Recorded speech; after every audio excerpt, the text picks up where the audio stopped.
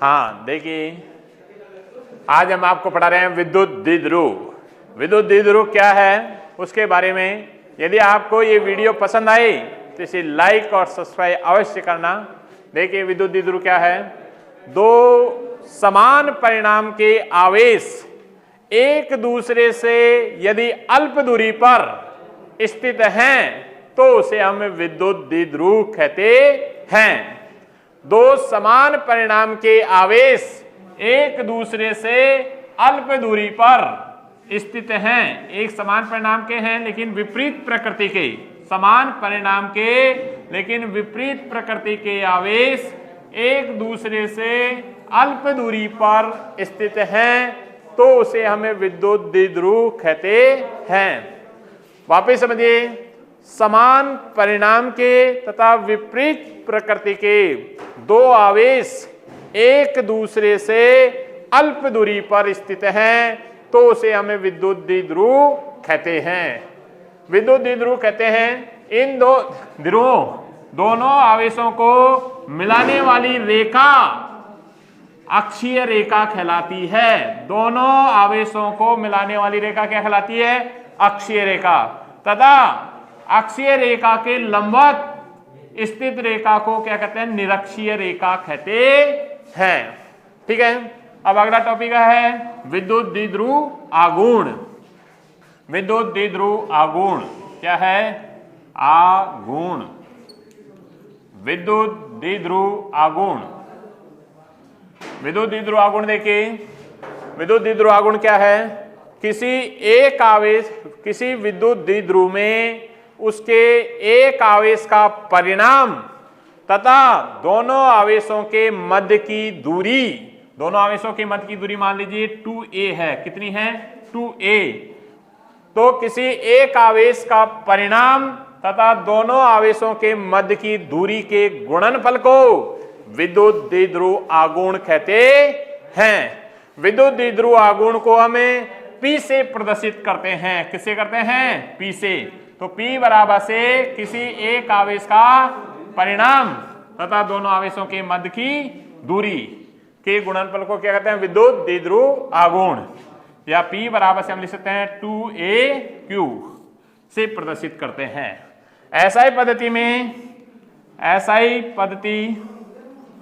पद्धति में मात्रक, विद्युत द्विध्रुव आघूर्ण का मात्रक SI पद्धति में देखिए तो आवेश का मात्रक तो क्या होता है? कूलम। और 2a क्या है? दूरी। तो दूरी का मात्रक होता है मीटर।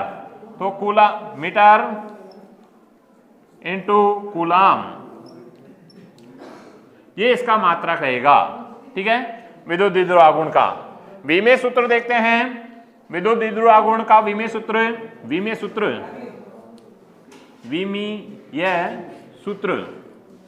विमेय सूत्र देखिए हमारे पास क्या है कि आवेश और दूरी का क्या होता है? L1 और आवेश का होता है T1 और A1। ठीक है, तो ये हमारे पास विद्युत द्विध्रुव आघूर्ण का विमेय सूत्र क्या है? L1, T1 और A1। ठीक है, ये विद्युत द्विध्रुव आघूर्ण का क्या है? विमेय सूत्र है। ठीक है, देखिए अब हम पढ़ा रहे हैं आपको विद्युत द्विध्रुव के अक्ष पर विद्युत क्षेत्र की तीव्रता। विद्युत द्विध्रुव के अक्ष पर विद्युत क्षेत्र की तीव्रता ज्ञात करते हैं। मान लीजिए एक विद्युत द्विध्रुव है, एक क्या है? Q आवेश, ये एक दूसरा ये माइनस Q आवेश और एक Q आवेश प्लस का Q आवेश, दोनों एक दूसरे से अल्प दूरी पर हैं। इनके मध्य की दूरी क्या है? 2a है। इसके केंद्र, ये मान लीजिए O इसका केंद्र है, इससे r दूरी पर कोई बिंदु है P जिस पर विद्युत द्विध्रुव की दूरी ज्ञात करते हैं। बिंदु P पर विद्युत क्षेत्र की तीव्रता ज्ञात करते हैं। ये दूरी हमें मान लीजिए कितनी है? r दूरी है। बिंदु P पर विद्युत द्विध्रुव के कारण बिंदु P पर विद्युत क्षेत्र की तीव्रता ज्ञात करते हैं। इसके लिए अब हम ज्ञात करते हैं। देखिए हमारे पास ये बिंदु है, ये A बिंदु है और ये क्या है? B बिंदु। तो B बिंदु से P की दूरी होती है, B से P की दूरी ये कितनी रहेगी? R और माइनस A। ये दूरी कितनी है? A। और ये भी कितनी है? A। ये मध्य पॉइंट है O। ठीक है, तो R माइनस A दूरी रहेगी B से P की दूरी। ठीक है। और ए से पी की दूरी रहेगी वो r प्लस ए रहती है, ठीक है। ये दूरी हमारे पास r प्लस ए होती है। अब देखिए हमारे पास से बिंदु P पर विद्युत क्षेत्र की तीव्रता ज्ञात करने के लिए सर्वप्रथम हम क्या करते हैं, प्लस Q आवेश, मानी बिंदु P पर जो आवेश है प्लस Q, उसके कारण बिंदु P पर विद्युत क्षेत्र की तीव्रता ज्ञात करते हैं। तो Q आवेश के कारण बिंदु P पर विद्युत क्षेत्र की तीव्रता, विद्युत क्षेत्र की तीव्रता वो हमने मान लीजिए क्या है, E1 है। E1 क्या रहेगा हमारे पास, के क्यू अपॉन आर। तो आर क्या है यहाँ पर, आर माइनस ए, और आर कैप जो एकांक सदिश है माने इसकी दिशा को व्यक्त करता है, ये समीकरण नंबर फर्स्ट। इसकी जो दिशा है बिंदु किधर से, बी से पी की ओर है, इसकी दिशा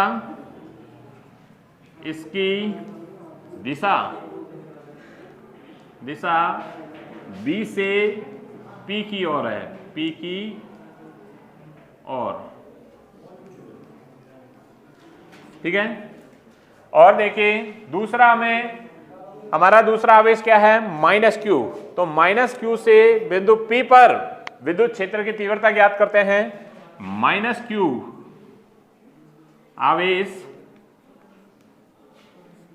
के कारण बिंदु P पर विद्युत क्षेत्र की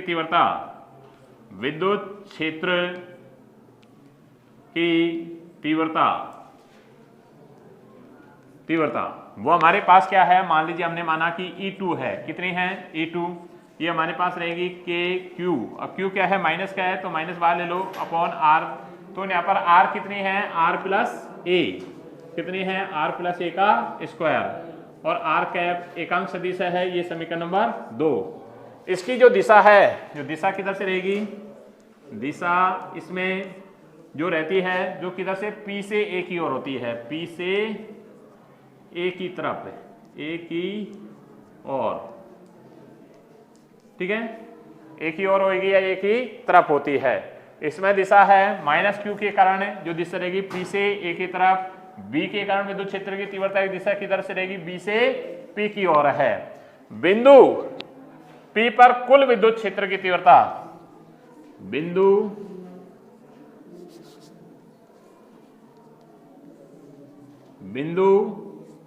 P पर कुल विद्युत क्षेत्र की तीव्रता, विद्युत क्षेत्र की तीव्रता क्या रहेगी हमारे पास, E बराबर से E1 प्लस क्या रहेगी, E2। समीकरण 1 और 2 से मान रखने पर हम मान रखते हैं, समीकरण 1 व 2 से मान रखने पर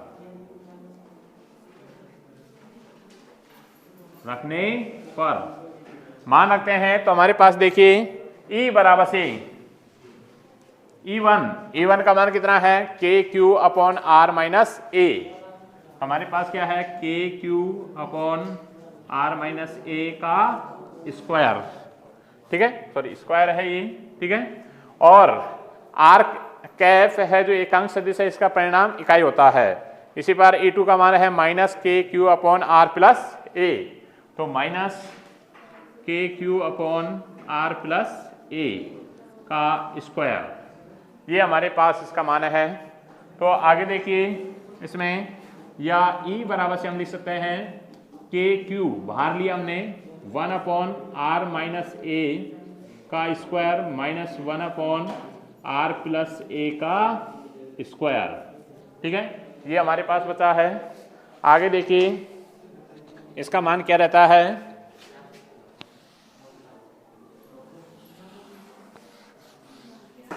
देखिए आगे हमारे पास E बराबर ये है। अब हमारे पास E बराबर से हमारे पास देखिए E बराबर से के क्यू ठीक है। और इसमें देखिए r माइनस ए का square minus 1/r plus A का स्क्वायर, तो एलसीएम लेते हैं इसका, एलसीएम r माइनस ए का स्क्वायर और r प्लस ए का स्क्वायर। हमने एलसीएम लिया r माइनस ए का स्क्वायर और r प्लस ए का स्क्वायर, ठीक है। अब r माइनस ए का स्क्वायर का हमने भाग दिया इसमें, तो ये तो कैंसिल हो जाएगा, ये बचेगा। इसको 1 से मल्टीप्लाई करेंगे तो हमारे पास क्या बचेगा, r प्लस ए का स्क्वायर माइनस, इसी प्रकार r minus r plus A का स्क्वायर का भाग देंगे इसमें, तो ये कैंसिल हो जाएगा, ये बचेगा। इसको हम 1 से मल्टीप्लाई करेंगे तो हमारे पास रहेगा r माइनस ए का स्क्वायर, ठीक है, ये बचा है। उसके बाद में देखिए e बराबर से हमारे पास के क्यू, और इसको हम सॉल्व करते हैं, इसको खोल लेते हैं, r का स्क्वायर प्लस ए का स्क्वायर प्लस 2ra, ठीक है, ये तो हमारे पास एक बचा है, और माइनस से r का स्क्वायर प्लस ए का स्क्वायर माइनस 2ra, ठीक है। उसके बाद में नीचे हमारे पास जो है r माइनस ए और r प्लस ए, तो इसका मतलब है r का स्क्वायर माइनस ए का स्क्वायर, ये हमारे पास है, और इसका स्क्वायर a प्लस बी और a माइनस बी, तो a का स्क्वायर माइनस b का स्क्वायर होता है, ठीक है। उस फॉर्मूले से आगे देखो, इसको हमें क्या लिख सकते हैं, e बराबर से के क्यू, इसमें एक और स्टेप है r का स्क्वायर प्लस a का स्क्वायर प्लस 2ra, और ये माइनस का हमारे पास r का स्क्वायर माइनस का a का स्क्वायर माइनस माइनस के हो गए प्लस 2ra, ठीक है। और नीचे हमारे पास बचा है r का स्क्वायर माइनस a का स्क्वायर और इसका होल स्क्वायर, ये बचा है। या आगे देखिए, इसको हम क्या कर सकते हैं,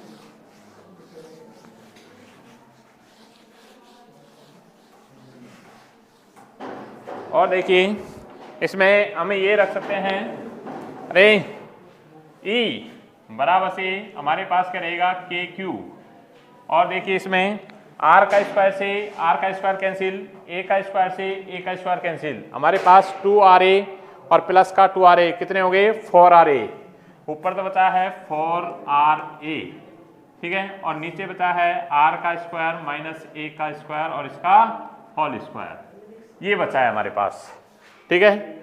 या हम इसको ऐसे लिख सकते हैं, e बराबर से k, और देखो इसको हमारे पास q, और ये 4 आ रहे हैं तो 2r 2a तो एक साथ रख दिया, और बचा है 2r, ठीक है, तो 4ra हो जाएगा, अपॉन नीचे हमारे पास r का स्क्वायर माइनस a का स्क्वायर और इसका स्क्वायर है, ठीक है। ये राशि है, ये क्या है हमारे पास, जो हम जानते हैं वी नाउ दैट कि p बराबर से क्या होता है, q और 2a बराबर क्या होता है, p, तो ये मान रखते हैं।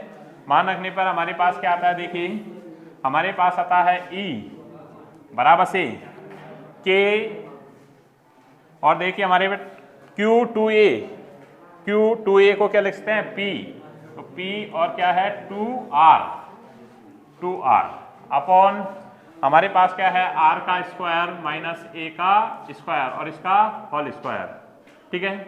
या हम लिख सकते हैं इसको कि इसमें देखो हमारे पास या e बराबर से हमारे पास 2kpr अपॉन r का स्क्वायर माइनस a का, r भी इसमें कॉमन ले लो, तो r का कितने आ गई 4, 1 माइनस a का स्क्वायर बटे r का स्क्वायर और इसकी क्या है, इसका स्क्वायर, ये रख सकते हैं। तो एक इसमें से कैंसिल हो जाएगा, तो e बराबर से हमारे पास रहेगा 2kp, एक r कैंसिल हो जाएगा इसमें, ठीक है, तो हमारे पास रहेगा r का क्यूब और क्या बचा है 1 माइनस a का स्क्वायर बटे r का स्क्वायर और इसका स्क्वायर, ठीक है। जब अब कंडीशन लगाते हैं कि जब हमारे पास r ग्रेट है a से, तब हम क्या लिख सकते हैं कि a का स्क्वायर बटे r का स्क्वायर को हम क्या मान सकते हैं, नगण्य मान सकते हैं। नगण्य मानेंगे तो उस कंडीशन में हमारे पास e बराबर से हमारे पास 2kp अपॉन क्या रहेगा r का क्यूब। ये हमारे पास जो अक्षीय स्थिति पर विद्युत द्विध्रुव के अक्षीय स्थिति पर विद्युत क्षेत्र की तीव्रता को व्यक्त करता है। समीकरण नंबर 3 है जो द्विध्रुव के अक्षीय स्थिति पर विद्युत क्षेत्र की तीव्रता को व्यक्त करता है। यदि हमारा ये वीडियो पसंद आया हो तो इसे लाइक और सब्सक्राइब अवश्य करें। ठीक है, धन्यवाद।